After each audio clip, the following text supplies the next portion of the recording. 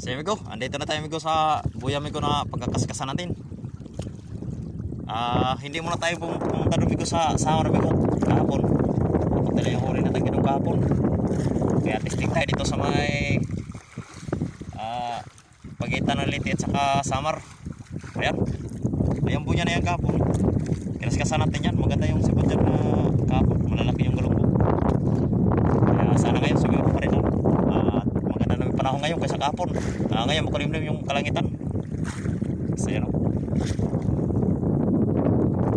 So yun pala. Magandang umaga pala sa ating mga subscribers at sa mga viewers natin at sa mga silent viewers dyan.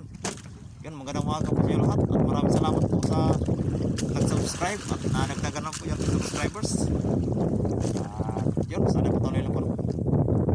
Sana yung iba dyan mag-subscribe na po kayo para lagi pag-update sa ating video at sa ating pag-ano po sa lahat. At sa amigo, alas 5 na ng umaga amigo. So medyo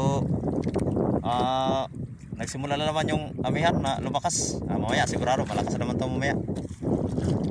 Pero sana makaisla tayo ngayong araw na to at para bukas babalik pa rin tayo dito sa lugar na to. At yun, at para mamayang hapon meron tayong maibintang isda.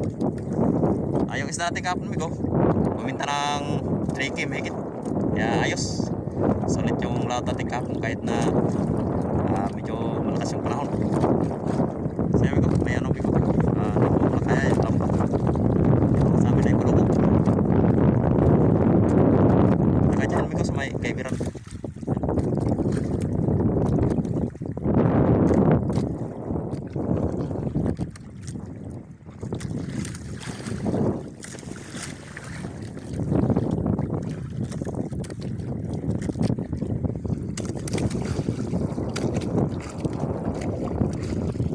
Sige ko, tayo maghanap buhay na amigo.